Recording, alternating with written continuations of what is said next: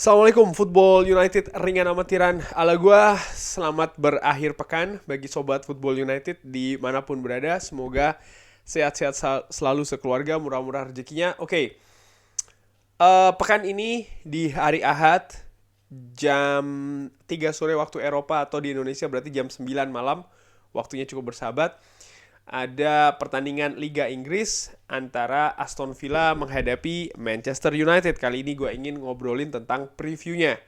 Di pertandingan terakhir, Manchester United berhasil mengalahkan Real Sociedad 0-1, tapi gagal menjadi juara di grup ya, sehingga harus ke knockout playoff sebelum bisa ke 16 besar.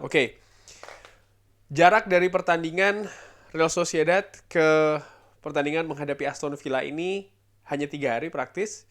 Recovery dari pasukan Erik ten Hag ini menurut gue memegang kunci penting ya di penampilan Manchester United di hari Ahad nanti di Villa Park di Birmingham, kota Birmingham, kandang dari Aston Villa. Aston Villa sendiri juga menurut gue menarik keadaan klubnya. Kenapa?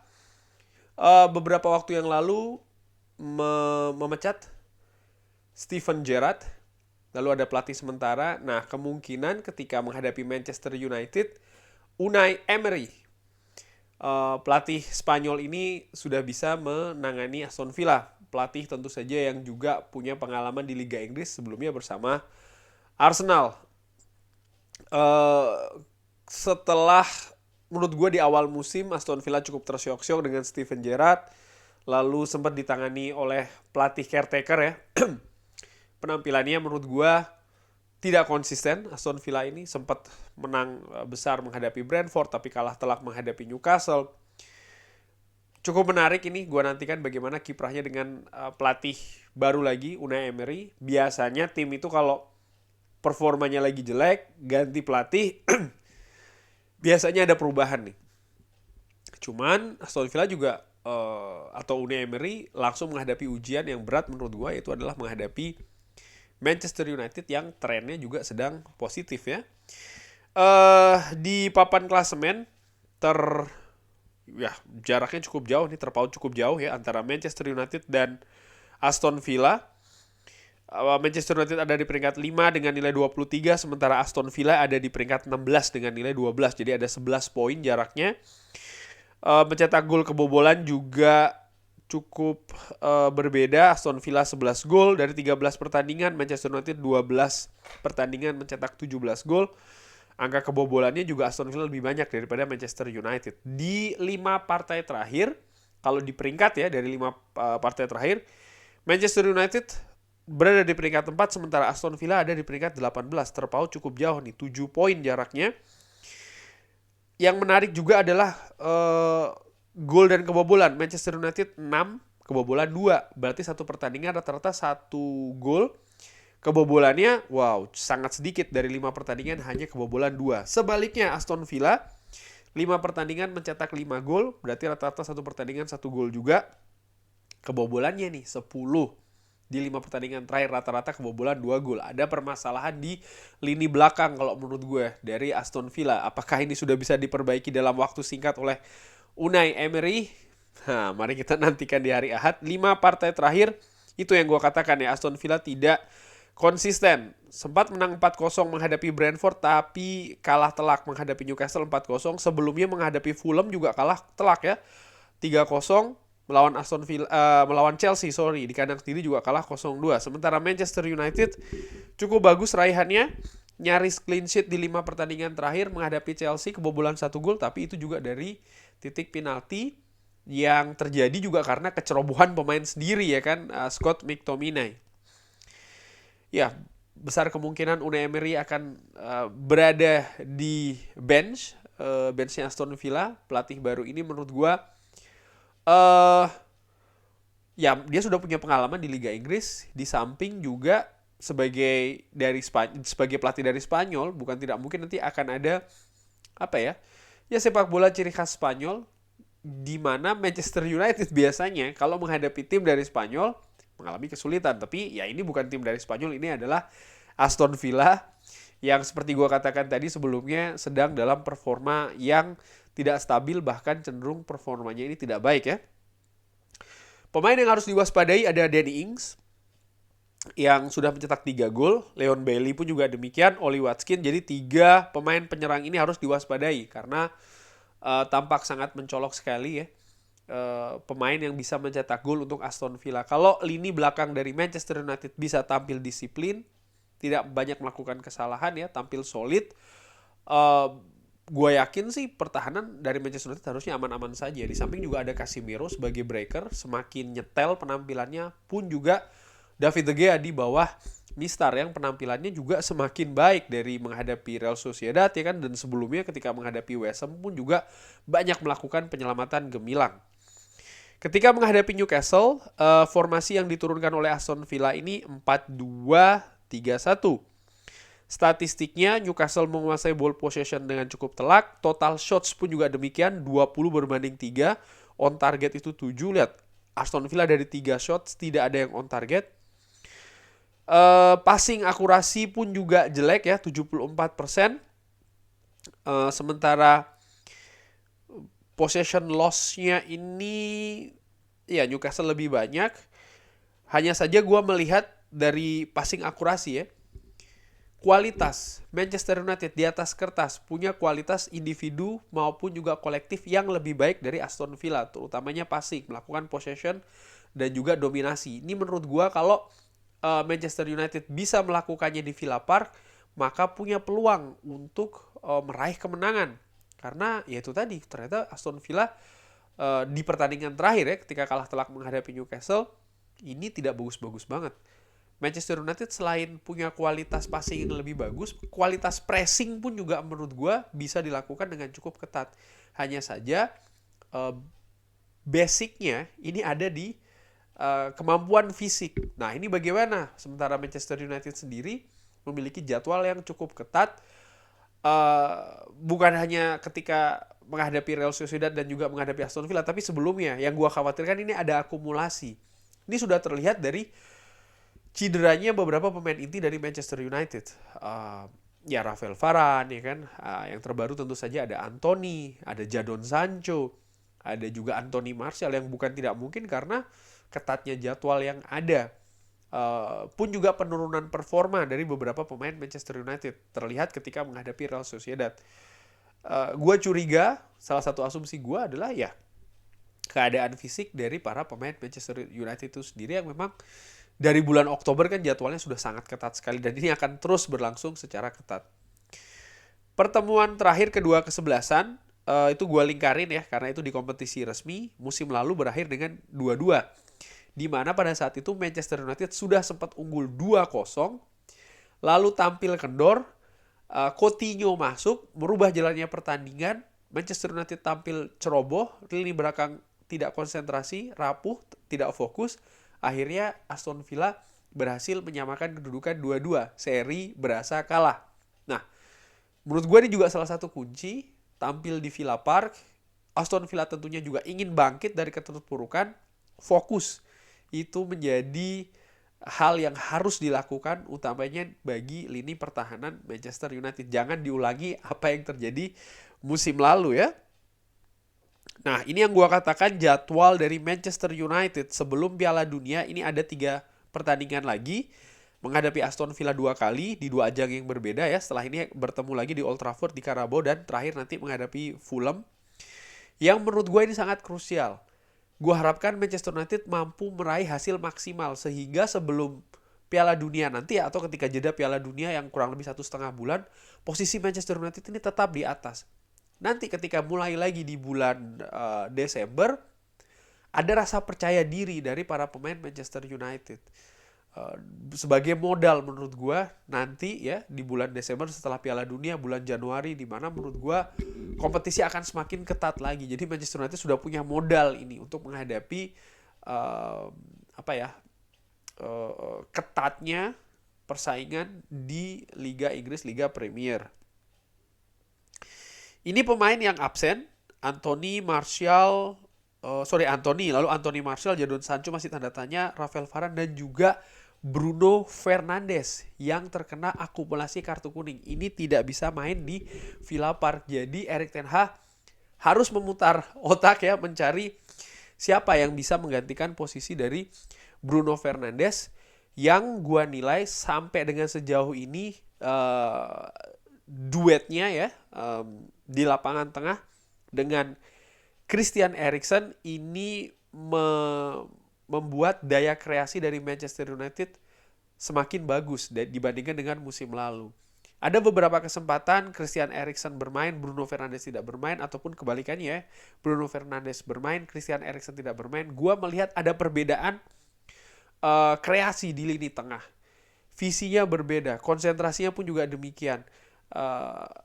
Eriksen bisa menjadi penghubung yang baik dari lini belakang ke lini tengah dan juga depan. Bruno Fernandes bisa menjadi kreator di lini serang Manchester United dengan tugas yang berbeda. Ini menurut gue satu dan yang lainnya saling melengkapi. Nah, di pertandingan menghadapi Aston Villa di Villa Park, Bruno Fernandes tidak bisa bermain ini. Jadi menurut gue Erik ten Hag harus mencari gantinya. Dan ini gue asumsikan, gue belum tahu ya kabar terakhir, tapi gue asumsikan Anthony, Jadon Sancho, dan juga Anthony Martial juga tidak bisa dimainkan. Praktis berarti ada, ya katakanlah 4 pemain inti yang kebetulan menghuni lini serang dari Manchester United ini absen. Ini harus dicari betul solusinya, alternatifnya dari tim kepelatihan Manchester United. Prediksi gue bagaimana di pertandingan nanti? Gue melihat lini pertahanan Manchester United, Lisandro Martinez, Diogo Dalot, Luke Shaw, pun juga Victor Lindelof, ditambah Casemiro dan juga David De Gea, ini kalau bisa tampil solid, tidak memberikan celah ya, fokus, besar kemungkinan Manchester United bisa clean sheet lagi. Gue juga melihat di sisi lain, lini belakang dari Aston Villa ini masih belum stabil, ya, masih belum konsisten. Ada peluang, ada celah di sana. Yang kalau pemain Manchester United bisa memanfaatkannya, gue yakin Manchester United bisa menang 0-2. Tentunya di depan ada banyak pemain penyerangan ya, penyerang. Di pertandingan sebelumnya, ketika menghadapi West Ham, ketika menghadapi Real Sociedad, Manchester United punya beberapa momentum dan peluang. Sayangnya sekali lagi kurang bisa dimanfaatkan oleh penyerang Manchester United, terutama Cristiano Ronaldo. Jadi gue berharap kalau nanti dimainkan lagi Cristiano Ronaldo atau pemain lain ya, harus bisa lebih klinikal di depan gawang lawan, di depan gawang Aston Villa. Yang menurut gue sih mudah-mudahan bisa tajam. Possession menurut gue akan lebih banyak dikuasai oleh Manchester United, tapi pemain lini depan ini harus bisa mencari solusi, berkreasi, karena bukan tidak mungkin Aston Villa akan ya lebih mengambil posisi bertahan ya, sehingga Manchester United harus cari solusi betul nih bagaimana menembusnya. Jadi balik lagi prediksi gue 0-2, dan dengan tidak adanya Bruno Fernandes, gue perkirakan Erik ten Hag akan bermain tetap dengan 4-2-3-1. Lini belakang Dalot, Lindelof, Martinez, Shaw, dan juga David De Gea. Pivot, ini gue prediksi ya, nanti ada pengharapan juga, Casemiro dengan Fred. Sementara di depan, mungkin Rashford akan digeser ke kanan, Eriksen akan di posisi nomor 10, di kiri Garnacho yang dalam beberapa pertandingan terakhir tampil tajam, utamanya ketika menghadapi Real Sociedad, dan di depan Cristiano Ronaldo. Ini gue perkirakan akan diberikan lagi kesempatan oleh seorang Erik ten Hag ya. Sekali lagi, ini perkiraan gue. Pengharapan gue bagaimana? Ini dia pengharapan gue.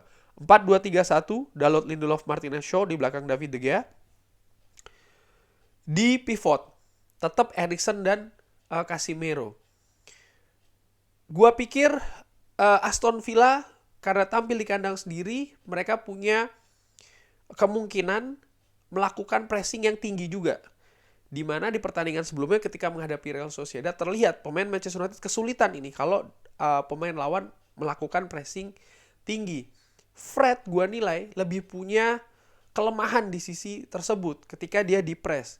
Di samping memang visi dari Fred dan Eriksen menurut gue gapnya cukup jauh.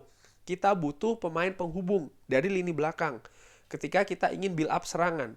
Ini yang kita tidak punyai musim lalu. Kali ini kita punya seorang Eriksen. Di posisi tersebut dia bisa memainkan perannya secara umum dengan baik ya, walaupun kemarin ketika menghadapi Real Sociedad sempat kesulitan. Tapi menurut gue kembalikan lagi tetap ya Eriksen bersama dengan Casemiro di pivot.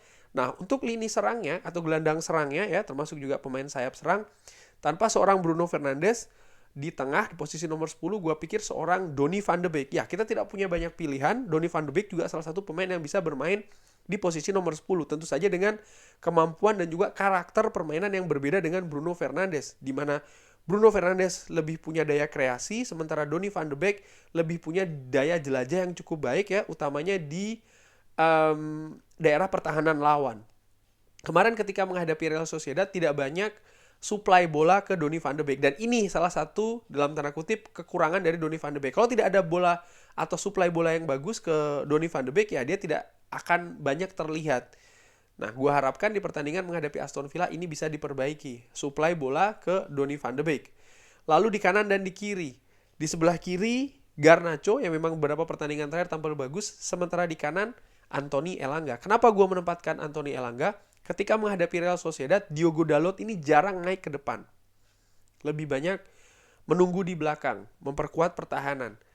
Anthony Elanga punya kemampuan tracking the ball yang menurut gue baik, bagus, defensifnya oke. Memang secara ofensif dia agak kurang di beberapa pertandingan terakhir. Dan menurut gue ini bisa ditutupi dengan Diogo Dalot ketika melakukan overlap. Jadi Diogo Dalot tidak harus terlalu khawatir ya, karena ada Anthony Elanga yang bisa membackup dia di pertahanan. Jadi ada sinergi atau kerjasama antara bertahan dan menyerang, transisi menyerang dan bertahan dari kedua pemain ini, Elanga dan juga Diogo Dalot. Oleh karena itulah gue lebih memilih Anthony Elanga untuk backup Diogo Dalot supaya bisa lebih berani penetrasi ke daerah pertahanan Aston Villa yang gue lihat sebenarnya Diogo Dalot ini kemampuan ofensifnya salah satu yang bagus di bek kanan dari Manchester United. Lalu penyerang Marcus Rashford.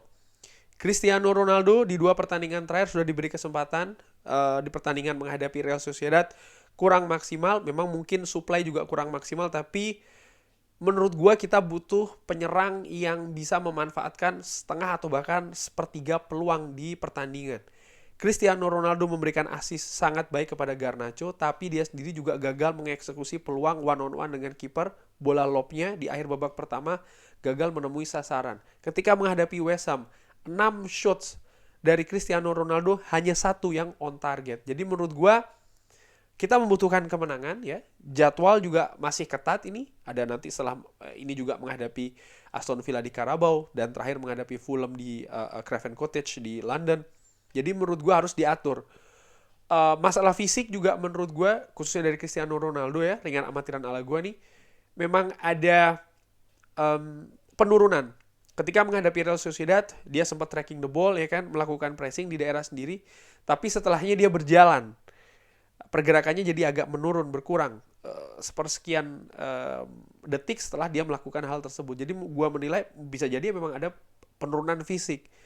Cristiano Ronaldo bisa diturunkan menurut gue nanti ketika menghadapi Aston Villa mungkin di babak kedua ya, di mana ya pemain lain mungkin fisiknya sudah agak turun, Cristiano Ronaldo bisa lebih fresh sehingga bisa memberikan perimbangan, bisa menjadi solusi di lini depan bagi Manchester United. Gua pikir demikian, sehingga Marcus Rashford yang punya pergerakan lebih cair, punya ketajaman, punya kecepatan juga bisa diturunkan di awal. Selain memang Marcus Rashford juga menurut gua ya, selain pertandingan menghadapi Real Sociedad, tapi pertandingan-pertandingan sebelumnya dia juga dalam perform yang sedang bagus ini. Jadi kenapa tidak dipercaya lagi tampil dari menit awal?